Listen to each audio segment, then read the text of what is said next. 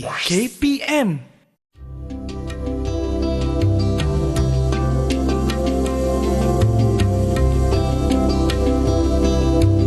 Assalamualaikum Ustaz.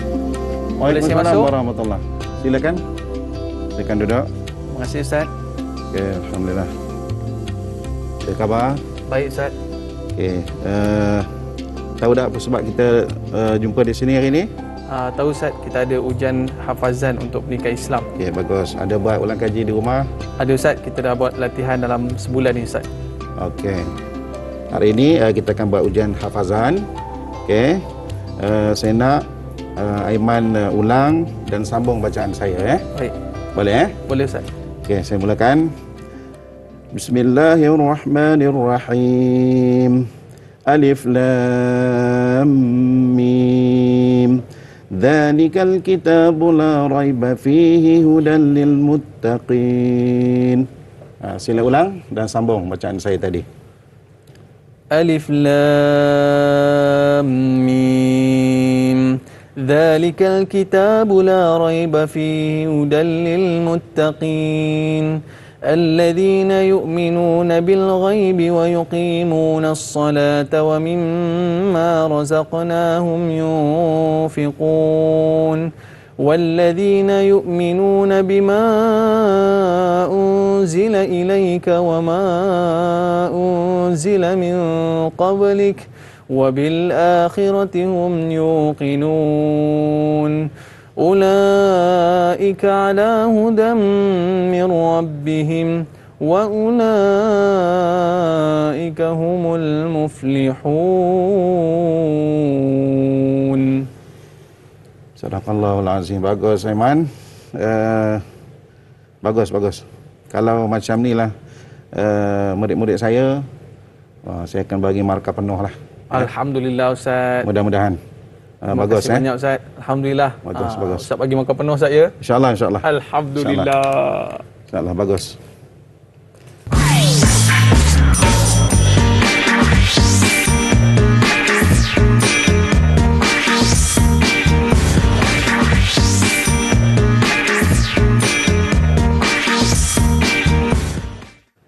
Assalamualaikum warahmatullahi wabarakatuh dan salam sejahtera diucapkan kepada seluruh penonton Didik TV KPM. Anda bersama dengan saya Aiman Sufian Azman dan hari ini special kita nak bawakan kepada anda satu perkongsian berkaitan dengan format baharu SPM 2021. Tapi macam biasa murid-murid, kekalkan penjarakan fizikal, pakai pelitup muka dan sentiasa memakai cecair pembasmi kuman. Bagi berkongsi tentang format baharu SPM 2021 pendidikan Islam, kita bawakan kepada anda Pegawai Lembaga Peperiksaan Malaysia iaitu Encik Latif bin Abdul Rani. Apa khabar Encik Latif? Ya, baik. Terima kasih. Alhamdulillah. Terima kasih kerana bersama dengan kita pada hari ini. Ya, sama-sama. Tapi tadi bagi makan penuh ke tak penuh tadi? InsyaAllah daripada bacaan dulu InsyaAllah kita bagi makan penuh. Okey, baik. Tapi sebelum kita nak berkongsi tentang apakah dia format baharu SPM 2021, apa kata Encik Latif, kita buat SOP terlebih dahulu. Okey. Jadi silakan untuk mengenakan cecair pembasmi kuman. Okey, baik. Jadi hari ini kita nak menceritakan format baharu SPM 2021 pendidikan Islam. Sebelum tu, Encik Latif, susah tak kita nak buat format baharu ni? Oh, sangat susah lah. Banyak proses dia. Banyak proses. Berbulan-bulan. Baik. Berbulan-bulan kita nak buat. Oh. Dan kita harap benda ni akan jadi satu perkara yang baiklah ya. InsyaAllah. Untuk Baik. generasi kita. Jadi Encik Latif, kita pun dah tak sabar untuk mengetahui berkaitan dengan format baharu SPM 2021 pendidikan Islam. Mungkin untuk permulaan ni lah Encik Latif apakah dia yang Encik Latif boleh memberikan pengenalan kepada kita semua tentang format baharu SPM 2021 dalam subjek pendidikan Islam ni. Dipersilakan. Okey, bismillahirrahmanirrahim. Assalamualaikum warahmatullahi wabarakatuh. Okey Aiman, pada hari ini saya akan menjelaskan tentang satu perkara yang sangat penting untuk kita semua, terutamanya kepada para guru, para ibu bapa dan juga murid-murid tentang format pendidikan Islam yang baru mulai pada tahun 2021. Kerana sebelum ini masyarakat sering bertanya dan keliru dan sebagainya tentang format ini, maka kami di Kementerian Pendidikan insya-Allah ingin menjelaskan kepada mereka tentang format ini agar ianya tidak menjadi kekeliruan kepada mereka. Dan juga dengan itu mudah-mudahan terutamanya kepada para calon kita yang akan mengambil peperiksaan SPM mulai tahun 2021 ini akan jelas terutamanya tentang instrumen yang akan mereka hadapi nanti semasa peperiksaan nanti. Dan kita nak tahu juga apakah dia matlamat kita mempelajari mata pelajaran pendidikan Islam ni terutamanya. Sebab apa? Sebab setiap mata pelajaran yang kita pelajari di sekolah ini pasti ada matlamat yang nak kita capai terhadap murid-murid tersebut. Betul Encik Latif? Ya, betul. Okey, jadi apakah di antara matlamat yang kita boleh bawa dalam pendidikan Islam ini? Okey, bercakap dari segi matlamat dia, matlamat mata pelajaran. Semua pelajaran ada matlamat dia. Ya. Tetapi bagi mata pelajaran pendidikan Islam ini, ianya mempunyai satu matlamat yang sangat penting ya kepada kita semua untuk kita fahami, khususnya kepada para pendidik ya, dan juga tidak lupa kepada ibu bapa juga dalam usaha kita sama-sama untuk membina dan membentuk anak-anak didik ataupun murid-murid di sekolah. Melihat di sini, iaitu kalau kita lihat di sini ada perkataan membina dan membentuk hamba Allah Subhanahu Wa Taala yang berilmu, bukan setakat berilmu, dan terus dia beriman, seterusnya dia bertakwa dan beramal soleh, berakhlak mulia dan berketerampilan berdasarkan Al-Quran dan As-Sunnah. Jadi kalau kita lihat ini ya, berbeza dengan subjek-subjek yang lain, mata pelajaran yang lain. Kerana mata pelajaran ini bukan sahaja kita nak, orang kata, memberi pengetahuan kepada para pelajar, tetapi kita nak memberi kepada mereka pendidikan dan seterusnya membina mereka menjadi manusia yang berguna untuk mencapai kebahagiaan di dunia dan di akhirat berdasarkan kepada Al-Quran dan As-Sunnah. Ya, itu dia. Maknanya dalam kita melihatkan matlamat ini bukan semata-mata di sekolah tetapi ia membawa dalam kehidupannya. Yeah. Baik. Jadi Encik Latif, kita nak tahu juga, kita belajar di sekolah, hari-hari kita belajar dengan ustazah kita. Tapi sebenarnya apakah objektif mata pelajaran pendidikan Islam ini terutama dalam kehidupan murid-murid itu sendiri? Okey. Daripada matlamat tadi yang kita lihat tadi, ada matlamat. Matlamat ini merupakan satu perkara yang maknanya fokus kita kepada satu perkara yang dalam masa yang jauh lah. Apabila bertukar kepada objektif mata pelajaran bagi mata pelajaran pendidikan Islam ini, kalau kita melihat di sini ada 3. Sebenarnya kita ada 10 objektif mata pelajaran. Saya tunjukkan, saya simpulkan 3 sahaja di sini.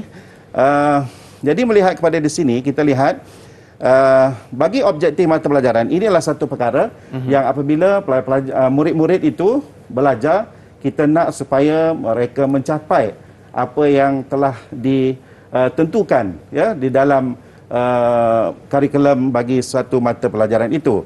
Kita lihat di sini objektif yang pertama, membaca dan menghafaz ayat pilihan daripada Al-Quran sehingga mampu melaziminya dalam kehidupan seharian.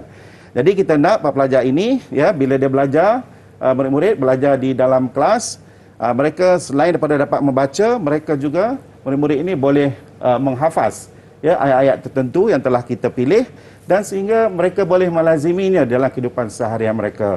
Contohnya dalam bersolat, mereka boleh baca, jadi imam boleh membaca ayat-ayat Quran yang tentu yang kita telah tentukan tadi, dan juga mungkin dalam berdoa dan sebagainya. Ya. Kemudian yang kedua, membaca, memahami dan mengamalkan pengajaran daripada Al-Quran dan hadis pilihan dalam kehidupan. Selain pada Al-Quran, hadis juga kita hendak murid-murid boleh ataupun mampu untuk membaca ya hadis-hadis yang tertentu itu.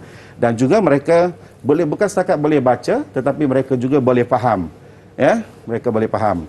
Okey, yang ketiga, merumus kefahaman akidah Islamiah, ilmu fiqh, sirah tamadun Islam dan akhlak Islamiah.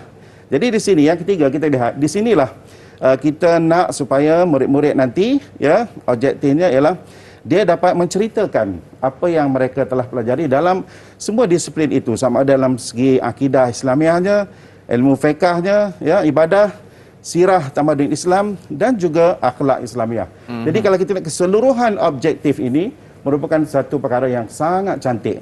Ya, sekiranya pelajar itu, murid-murid itu dia diajar dan mereka menghayati, dan bila mereka menghayati, mereka menjadi seorang manusia yang amat berguna, yang dikatakan saya tadi, berilmu, beriman dan beramal soleh. Berilmu, beriman dan beramal soleh. Berilmu, beriman dan amal soleh. Apa yang seterusnya, Encik Latif?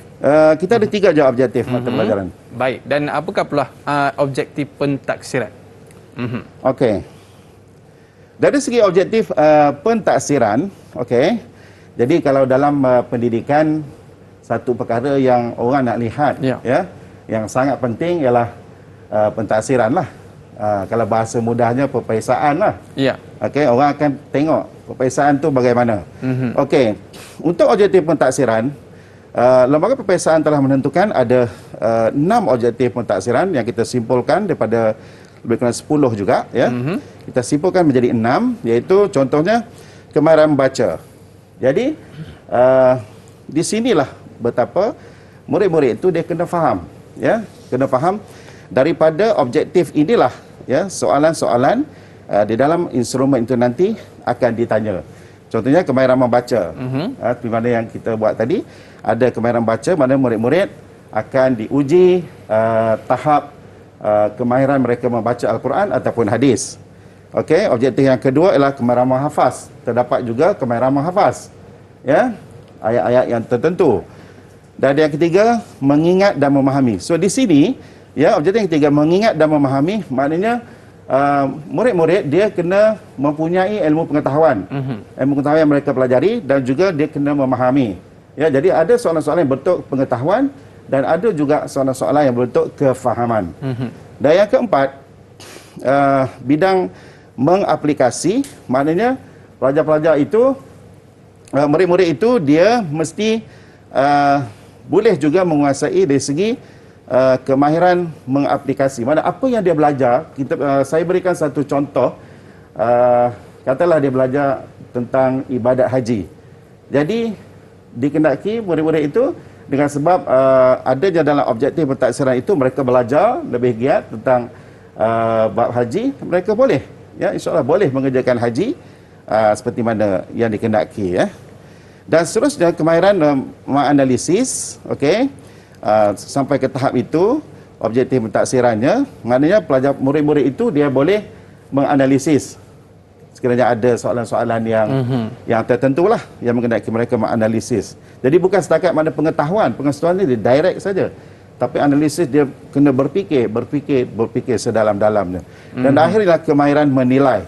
Maka di sini kita lihat betapa murid-murid itu daripada kemahiran membaca objektif pentaksirannya sehinggalah kepada kemahiran menilai. Maksudnya mereka boleh membuat pertimbangan di mana mereka perlu membuat keputusan dalam sesuatu masalah yang mereka hadapilah dalam kehidupan. Okey, jadi ini baru kita cerita pasal objektif, dan murid-murid kita nak tahulah, Encik Latif, macam mana, apakah yang akan diuji dalam kertas satu. Tapi selepas ni, Encik Latif, kita berehat seketika. Para penonton jangan ke mana-mana, kembali selepas ini.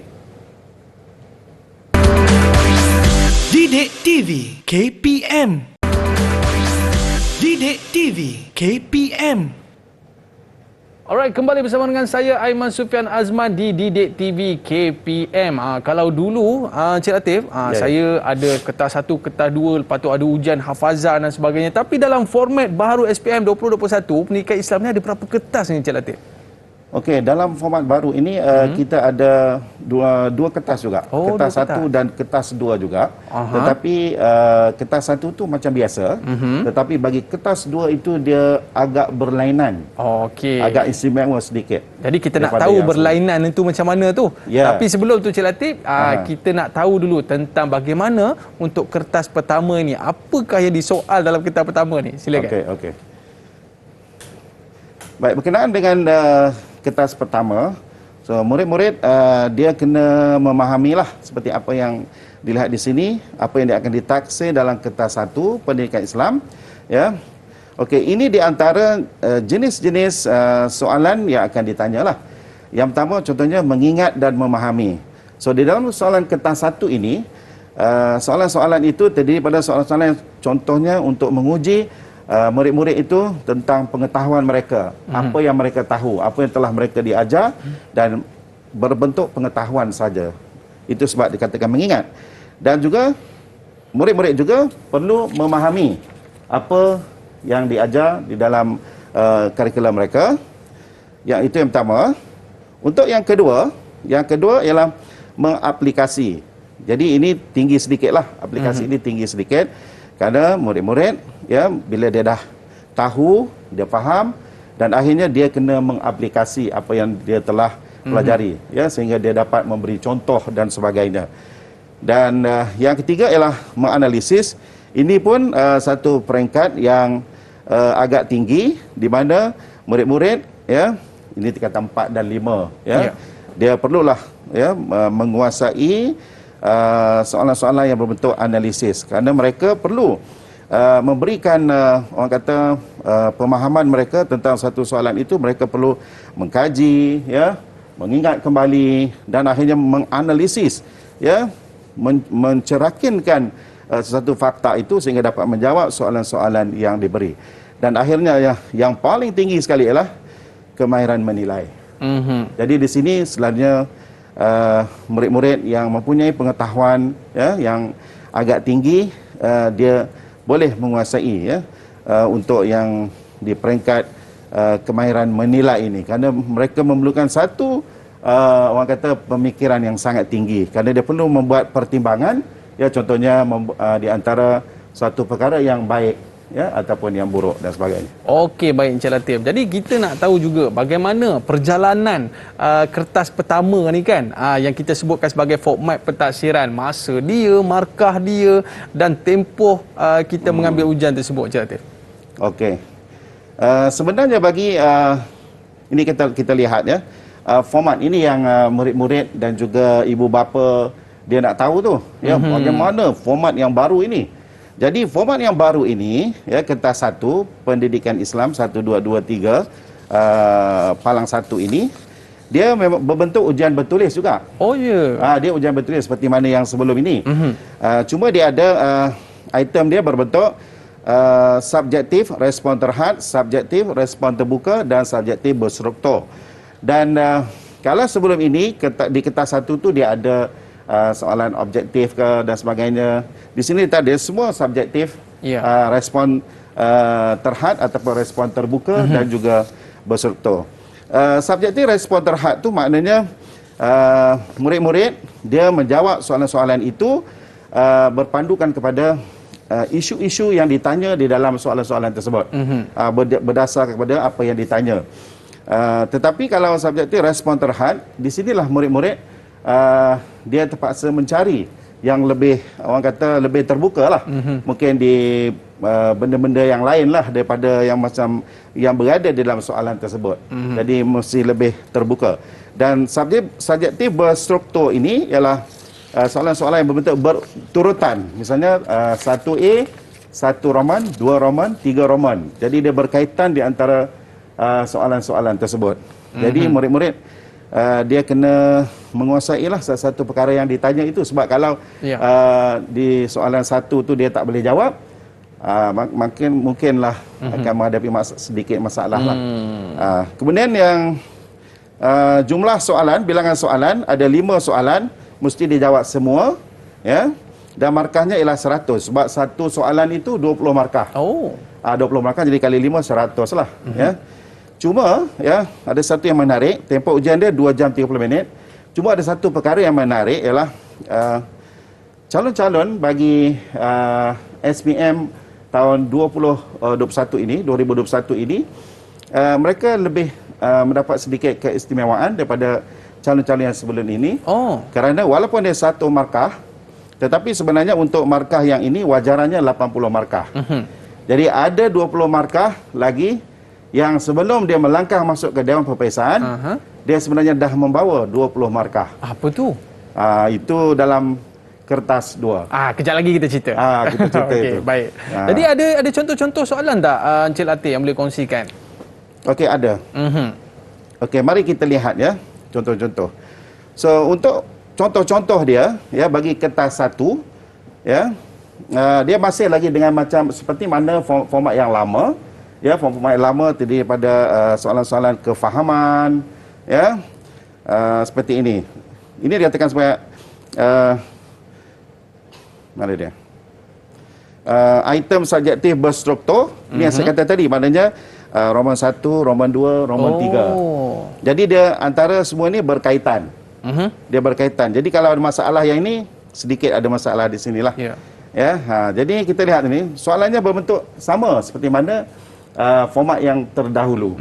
Mana tidaklah berbeza dalam kita itu. Cuma yang saya kata tadilah, dia ada respon terhad, ya, dan juga respon terbuka. Jadi kalau kita lihat respon terhad, maknanya berdasarkan kepada apa yang ditanya kepada soalan ni. Tapi bila bercakap dari segi terbuka, kita lihat tadi, jadi murid-murid ataupun calon, dia kena mencari jawapan secara melalui pemikiran dia sendiri. SRTD dan SRTB itu apa, Encik Latif? Okey, itu subjektif respon terhad. Ya, terhad. Yang SRTD dan SRTB itu respon terbuka. Terbuka. Sebab disebutkan bincangkan keburukan rasuah kepada negara. Jadi dia respon terbuka lah. Ya. Di sini yang kita katakan sebagai ada setengah orang mengatakan sebagai humanizing assessment. Di sini memanusiakan manusia melalui peperiksaan. Jadi mari kita lihat kalau contohnya bidang rasuah ni begitu popular dalam negara kita. Jadi kita nak mendidik murid-murid supaya mereka mengambil berat tentang perkara ini, dan juga kepada pendidik mereka memberi didikan yang banyak kepada murid-murid tentang topik ini. Di sini kita boleh gunakan peperiksaan itu untuk memanusiakan manusia melalui peperiksaan. Sebab peperiksaan ini, Aiman, orang akan tertarik, orang akan lihat apa yang peperiksaan akan perkenalkan. Orang akan tertarik. Mungkin yang lain tu mungkin orang boleh tunggu dululah. Tapi peperiksaan orang nak tahu. Orang nak tahu. Orang tertarik. Jadi apa yang peperiksaan akan buat, orang akan lihat, ya, orang akan lihat dan akan mengambil berat. Ya, dari segi apa nama itu, ya. Okey, baik. Seterusnya? Seterusnya kita lihat. Jadi saya terlupa tadi. Untuk soalan-soalan ini, dia mengandungi disiplin-disiplin yang saya katakan dalam objektif tadi. Ya, dalam 5 contohnya. Ini contohnya bidang akhlak. Ini yang kata humanizing assessment. Ya. Kita nak membentuk akhlak manusia pun boleh melalui peperiksaan. Ya. Kita, iman boleh terbatal dengan sebab tidak percaya atau ragu-ragu dengan perkara yang berkaitan dengan uluhiyah, contohnya. Ya. Ini yang item berstruktur. Sama juga. Ya. Okey, dalam menjawab soalan peperiksaan, pelajar-pelajar, apa yang penting ialah pelajar, murid-murid, dia kena memahami kata tugas di sini. Kata tugas. Dan satu perkara yang sangat penting, pelajar, murid-murid dia kena faham, iaitu mereka mesti mengambil berat tentang kata tugas dan juga arahan. Ya, itu penting. Sebab kalau ada pelajar yang dia belum baca betul-betul arahan dan terus jawab. Jadi semangat. Jadi itu tak boleh, ya. Itu merugikan dia nanti. Jadi kita lihat sini, ya. Apakah maksud uluhiyah? Jadi murid-murid dia kena jawab secara ringkas, ya. Sebab sini markahnya hanya 2. So, murid-murid dia kena faham kalau markah 2 maknanya respon terhad. Dia tak perlu kepada huraian. Tetapi kalau terangkan, ya, di sini kita lihat terangkan 4 markah. Di sini maknanya terangkan biasanya dia nak huraian. Terangkan fakta, huraian. Jadi sini seolah-olah nampak 2 jawapan lah. 2 markah, 2 kali 2, 4 markah. Gitu, ya. Baik, seterusnya. Okey. Tadi bidang ini pun sama, saya ambil contoh bidang akhlak, ya. Soalan berstruktur juga. Jadi keseluruhannya soalan-soalan di dalam kertas 1 bagi format baru ini beginilah bentuknya. Bentuk bentuk subjektif, respon terhad dan juga respon terbuka. Jadi apa yang penting di sini ialah murid-murid dia kena menguasai, ya, macam sekali tadi, kata tugas dan juga markah di situ. Itu sangat penting. Ya, Okey, baik. sangat penting. Dia kena faham kata tugas ini dan jumlah markah. Tapi saya rasa para guru telah pun menjelaskan kepada murid-murid ya, apa yang mereka kena buat. Ya. Tapi itu satu tip yang saya tak mau lupa lah. Tadi, apa nama ni? Arahan. Ya. Baca betul-betul. Baca betul-betul. Ya. Baca betul-betul dan baru jawab. Ya. Itu kalau nak lebih dalam, itu kena dalam teknik menjawab lah. Okey, Encik Latif. Dalam kertas satu ni ada soalan kebat ke, Encik Latif? Okey, itu satu soalan yang menarik. Okey, soalan kebat ya, kemahiran berfikir aras tinggi. Kita sebenarnya bersyukur kepada Allah SWT kerana kita telah pun ada soalan kebat ini. Kemahiran fikir aras tinggi ini ya, higher order thinking skill kata dia. Ya. Soalan ini sangat bagus. Ya, daripada respon kita lihat di sini, murid-murid sangat suka soalan-soalan yang berbentuk macam ini. Oh ya? Ya, mereka suka. Kerana di sini mereka boleh meluahkan ya, perasaan mereka, pendapat mereka ya di dalam soalan-soalan yang berbentuk ini. Dan mereka begitu menguasai ya tentang soalan ini. Kita lihat di sini ya. Berdasarkan slogan permohonan hadir di atas, bagaimanakah perpaduan dapat diamalkan dalam kalangan murid sekolah? Ya. Huraikan. Jadi maknanya murid-murid bebas dia memberikan. Sebab soalan-soalan kebat ini, jawapan dia ialah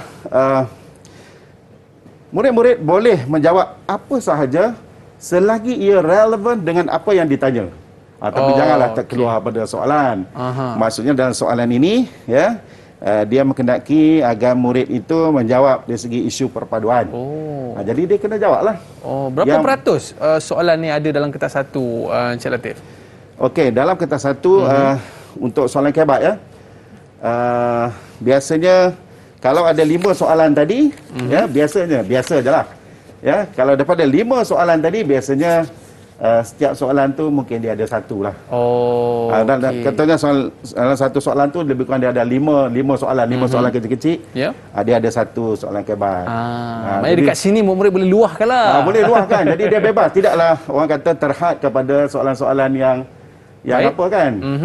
Baik, Encik Latif, ini untuk kertas satu lah. Kertas satu. Mungkin selepas ini Encik Latif boleh cerita kepada murid-murid kita di rumah sana bagaimana pula untuk kertas yang kedua. Boleh, Encik Latif? Okey, boleh. Tapi sebelum tu kita berehat seketika. Para penonton, murid-murid jangan ke mana-mana. Nak tahu kertas dua macam mana rupa dia, kita kembali selepas ini.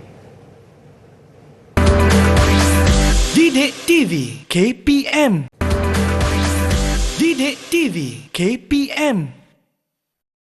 Alright, kembali bersama dengan saya Aiman Sufian Azman di Didik TV KPM. Hari ini kita membincangkan tentang format baharu SPM 2021 dalam pendidikan Islam. Tadi pada awal sesi tadi, Encik Latif ada tasmik bacaan hafazan saya. Biasa dalam satu hari berapa orang murid Encik Latif mendengar hafalan mereka? Biasanya dalam 20 atau ke 25 orang 20 ke 25 orang lah kan. Maknanya untuk next kelas lain pula. Kelas lain pula ya. Okey, baik. Jadi sekarang ni kita nak masuk ke kertas yang kedua.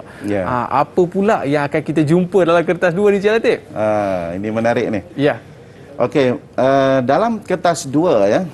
Okey, mungkin murid-murid dia teringat kalau mengikut kertas satu yang terdahulu, format yang lama, dalam kertas satu murid-murid bagi calon-calon kertas-kertas format yang lama, kemahiran ini, kemahiran membaca, kemahiran menghafaz dan juga hadis tak ada ya. Jadi dia membaca dan menghafaz ini ditanya, diuji bagi murid-murid itu dalam kertas satu secara bertulis. Ya. Maknanya bayangkan ya, kita nak tahu dia bacaan, dia boleh baca tak baca, kita tanya secara bertulis. Ya, dan menghafaz secara bertulis, minta sambung dan sebagainya, isi tempat kosong dan sebagainya. Tetapi kita telah memikirkan kenapa tidak ya kita tukar kepada satu cara yang sepatutnya. Okey. Ya? Secara yang sepatutnya iaitu kita bersemuka ya. Itu kita tanya secara bersemuka, kita uji murid-murid itu bagaimana untuk membaca ayat-ayat yang telah kita tentukan ya bagi kemahiran tilawah Al-Quran, dan di situlah kita nilai ya dia punya sama ada bacaan dia betul atau tidak, ya, dari segi kelancaran dia, fasahah dia, dari segi tajwid dia, dengung tak dengung dan sebagainya. Jadi kita boleh dengar sendiri. Jadi saya rasa ini adalah satu tindakan, satu perkara yang sangat baik, ya. Dan juga begitu juga dengan hafazan, ya, dan hadis. Jadi murid-murid dia kena menghafaz ayat-ayat yang tertentu, tetapi saya harap murid-murid dia tidaklah sangat gusar ataupun bimbang lah, ya, dengan kalau dengar mungkin membaca, ya, menghafaz dan sebagainya, mereka bimbang. Kerana kita telah memilih macam ayat Al-Quran untuk tilawah ini, ayat-ayat itu mereka memang dah belajar dalam kelas, dah ada dalam kurikulum dia, dalam buku teks semua dah ada. Ayat yang biasa dia baca, ayat itu juga yang akan menjadi ayat hafazan. Adakah ia daripada tingkatan 5, tingkatan 4 dan tingkatan 5 sahaja, Encik Latif? Ya, tingkatan 4 dan 5 saja. Kita tidak ambil pada tingkatan 1, 2, 3 dan sebagainya. Untuk tingkatan 5, 4 dan 5 sahaja. Ayat-ayat itu memang dah ada dalam buku teks dan sebagainya. Jadi ayat-ayat itu yang guru-guru akan ajar, ya, untuk dia membaca, dan sebahagiannya mungkin untuk menghafaz. Dan saya lihat yang ayat-ayat untuk menghafaz tidaklah begitu panjang. Begitu juga dengan membaca, ya. Tidaklah begitu panjang, dalam 4 ataupun 5 baris macam tu. Tapi berpeluh jugalah saya tadi, Encik Latif. Berpeluh juga. Takut keluarlah ayat tengah-tengah ke apa ke, biasalah kan? bila kita ni bila diuji kan. Memang macam tu. Baik, Encik Latif, kita nak tahu juga jumlah markah, bilangan soalan dan tempoh ujian tu. Silakan, Encik Latif. Okey, ini yang orang nak tahu, ya. Murid-murid nak tahu. Okey, dalam format yang baru ini, kertas 2 pendidikan Islam ini, inilah dia, ya. Jenis instrumen dia terdiri pada ujian tilawah dan juga hafazan Al-Quran seperti mana yang saya kata tadi, dan merupakan jenis item dia adalah subjektif respon terhad, ya. Maknanya yang telah tertentu saja, tak perlu kepada memikirkan secara mendalam, ya, tak perlu. Dan bilangan soalan dia, bahagian A 50 markah, bahagian B 30 markah, dan bahagian C membaca hadis 20 markah. Jadi semuanya kita lihat di sini ialah 80 markah. Tetapi macam saya kata tadi, walaupun jumlah dia 100 markah, tetapi wajarannya 20 markah. Okey. Wajarannya 20 markah. Yang tadi wajarannya 80. Jadi itu yang saya kata, murid-murid ni dia untung. Sebab dia melangkah masuk dalam Dewan Peperiksaan, dia dah ada 20 markah. Itu kuat tu. Itu dah banyak tu, 20 betul. Markah. Jadi apa nama ni, dia untung. Kalau calon yang terdahulu maknanya memang 100 markah ujian bertulis. Ini maknanya kita nak bagi senang lah, tapi dengan syarat lah, murid-murid dia kena menghafaz sedikit dan juga membaca, ya. Kena buat ulang kaji di rumah lah. Dan masa dia, tempoh ujian dia ialah, kalau dulu mula-mula asalnya ialah April hingga Jun dalam tingkatan 5, di tingkatan 5. Tetapi disebabkan negara kita, ya, dilanda oleh COVID-19 ini, dan murid-murid pun tidak ada di sekolah. Jadi kita Kementerian Pendidikan akan menentukan satu masa, ya, yang akan ditentukan nanti untuk murid-murid orang kata menjalani ujian ini. Ya. Okey. Seterusnya. Ini saya tunjukkan bagaimana gambaran, ya, gambaran. Jadi murid-murid tu akan dikumpulkan dalam satu bilik, ditunggu oleh guru, ya. Jadi di sini lebih kurang katalah 20 orang atau 25 orang, tunggu sini, dan dia akan mengulang kaji. Dia agak-agak lah, dia tak tahu apa yang ayat yang akan diuji, kan, dia tak tahu. Cuma masa dia kita lihat ni, kemudian dia tunggu di sini seorang, bila nama dah dipanggil, dia tunggu sini, seorang ada kat dalam. Begitulah beginian sehinggalah habis ujian itu. Jadi murid yang telah menjalani ujian itu, dia tak akan berjumpa dengan murid yang belum menduduki peperiksaan itu. Takut soalan bocor nanti. Takut soalan bocor nanti. Jadi kalau kita lihat sini, sesi ujian tilawah dan hafazan ini, murid-murid kalau membaca dia boleh tengok teks lah. Ya, dia boleh tengok teks. Tapi kalau menghafaz memanglah tak boleh. Ini kan. Cuma sekali kita sedang memikirkan, tapi insya-Allah lah sekarang ni keadaan semakin pulih. Semakin pulih, ya. Mudah-mudahan murid-murid akan datang ke sekolah, dan mereka akan merasalah akan menduduki ujian ini, ya. Ujian secara bersemuka ini. Ada contoh tak Encik Latif? Sebab tadi Encik Latif kata ada baca teks, ada menghafal dan sebagainya. Ada contoh-contoh tak soalan yang boleh kita lihat di sini? Okey, kita lihat. Okey, ini contoh dia. Dia ada beberapa tugasan, ya. Okey, kita lihat tugasan 1. Macam ini katalah, anda dikehendaki membaca ayat Al-Quran berikut. Jadi dia akan baca ayat-ayat ini. Kalau kita lihat di sini, ini contoh, ya. Contoh. Kita lihat di sini dalam 2 atau 4 baris. Ya. Ya, dalam 2 ataupun 4 baris. Jadinya tidaklah panjang sampai setengah muka Quran, tidak, ya. Okey. Sebab ujian ini memakan masa dalam masa 10 ke 15 minit bagi satu calon. Jadi dia akan bacalah. Masa dia baca ni, guru akan mendengar, ya, membuat penilaian terhadap kelancaran dia, sama ada bacaan dia betul. Kalau macam Aiman berlagu tadi, itu bukan bacaan yang biasa tu, itu boleh masuk musabaqah tu. Ya, betul lah. Ya. Tapi apa yang akan ditaksir dalam ujian tilawah ni? Okey. Yang dalam ujian tilawah ni telah saya kata tadi, dia akan uji dari segi tajwid dia, kelancaran dia, fasahah dia, dengung tak dengung, ya. Itulah yang akan diuji, ya. Okey, kita lihat contoh yang kedua. Dalam ujian hafazan, ya. Macam sekali murid-murid dia jangan risau, ya, kerana dalam ujian hafazan memang ayat-ayat yang pendek-pendek, ya, ayat pendek-pendek dalam 2 ke 3 baris. Dan kalau kita laksanakan qul inna solati, ini dalam apa? Dalam doa iftitah. Doa iftitah, ya, doa iftitah. Jadi takkan doa iftitah pun tak hafal. Kan? Tu kata orang kampung kata tak dapat dan nolong lah. Tak dapat dan nolong lah. Ya. Jadi tugasan 2. Jadi tadi untuk membaca tilawah, hafazan, dan yang ketiga, ya. Sebelum ini tidak ada untuk ujian ini, iaitu membaca hadis. Mungkin orang tertanya, kenapa, ya?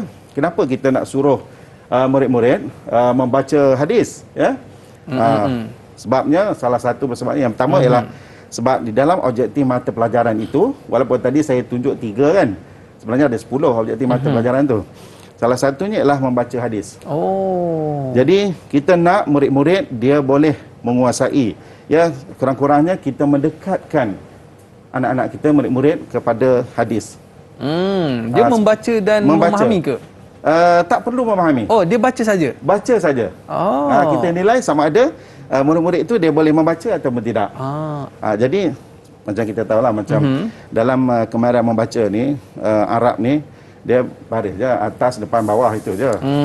Bukan banyak pun, kan. Baik. Baris depan, baris bawah, baris atas.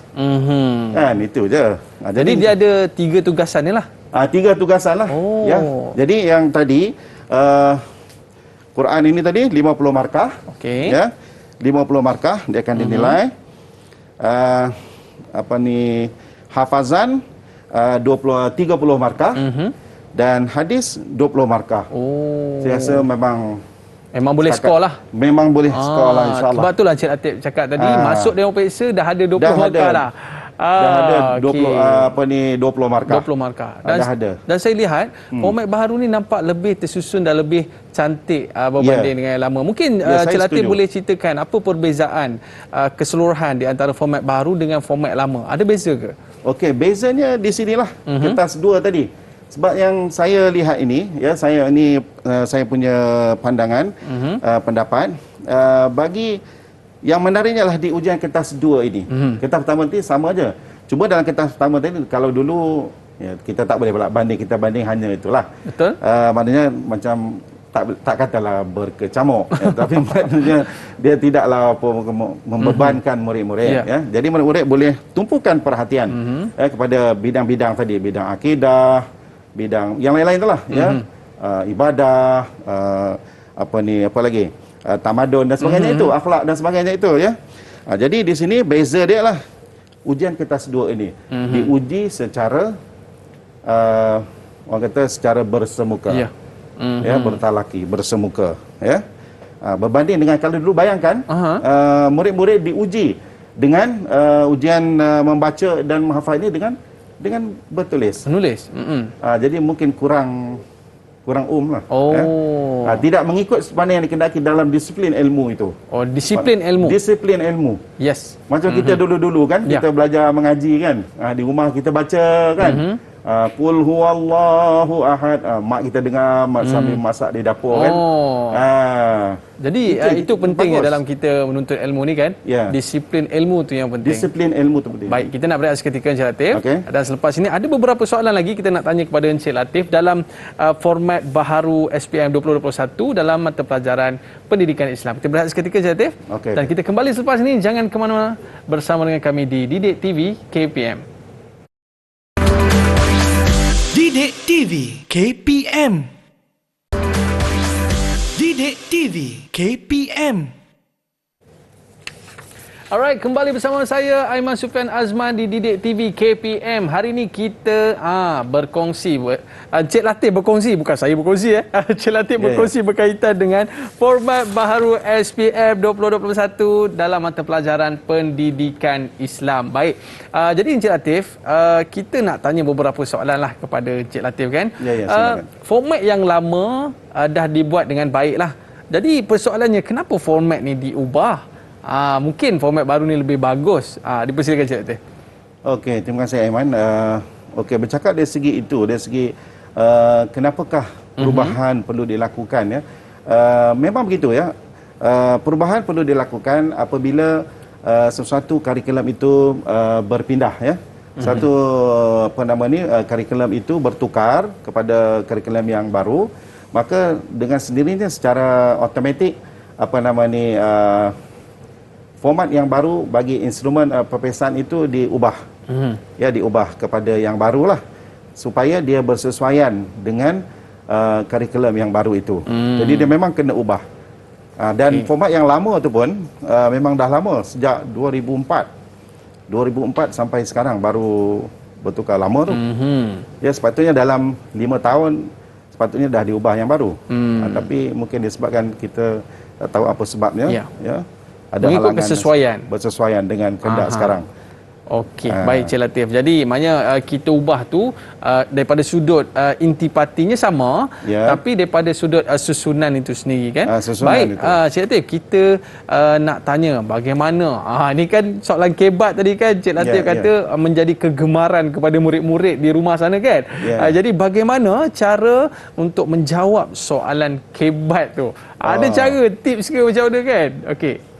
Okey, untuk menjawab soalan kebat, itu sebab saya kata soalan kebat ni menarik ya.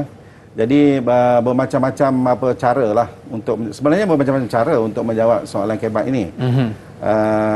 Setengah guru dia orang kata memperkenalkan cara menjawab soalan kebat ini 4 titik.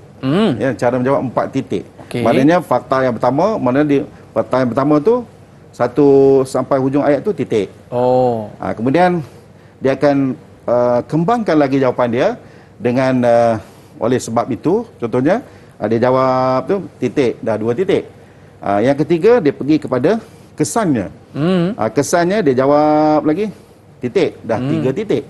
Dan akhirnya titik yang keempat ialah kesimpulan.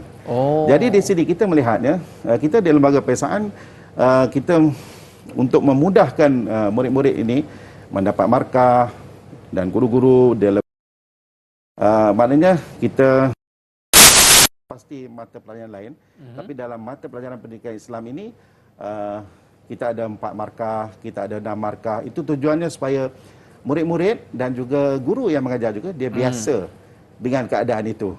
Jadi cara murid-murid untuk menjawab ialah dengan cara mana kita letakkan, maknanya macam 4 titik tadi lah. Itu satu cara. Itu satu cara. Yang kedua, mungkin juga murid-murid dia menjawab dengan memberi penjelasan yang lebih dalam. Yang lebih dalam.